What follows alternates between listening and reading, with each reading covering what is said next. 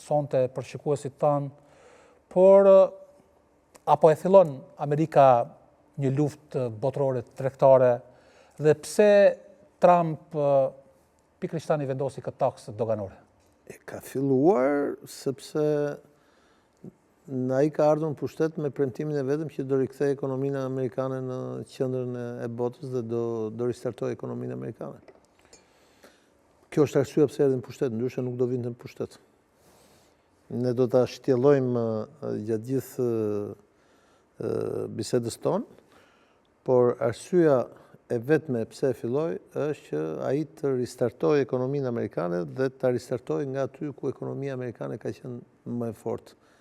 Nga dikur ka qenë ekonomia kryesore prodhuese, por pastaj nga viti 92 kur erdhi Clintoni në pushtet, amerikanët hapën, pra filloi tregtia e lirë, filloi ajo që ne e njohim si globalizëm, dhe ekonomia amerikane u bazua kryesisht tek financat, dhe kjo ndikoi edhe në ekonominë europiane sa kishte lindur BE-ja, dhe atëherë u transferua gjithë fitimi i ekonomisë, gjithë surplusi u transferua te vendet e varfra, të cilat filluan të prodhojnë për perëndimin.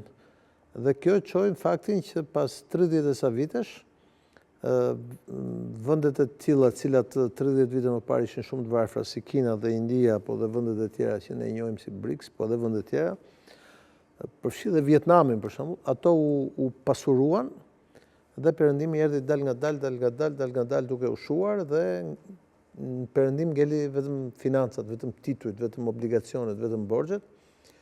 Dhe ndërkohë që u transferua know-how, pra teknologjia, u transferua kostoja e punës dhe kemi ardhur në pikën që sot është Kina, që i thot perëndimit tash mund të eksportoj unë tek ju teknologji edhe para, edhe industri.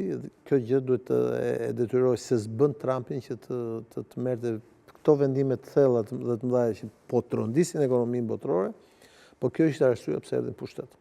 Besoj nga regjia do të na japë një pamje tjetër të Trump. Ne e pam që doli me këtë listën në këtë formë, në këtë mënyrë, duke treguar shtetet tarifat reciproke i quhen. Tarifat reciproke. Pra ja, këto janë. Ja. Mund të na e komentosh pak këtë listë? Është shumë e thjeshtë. Do me thënë, në ato vende ku Amerika për shkak të eksporteve, pra ka marrëdhënie negativ dhe pozitiv. Atje ku e ka negative, për shembull, atje ku Amerika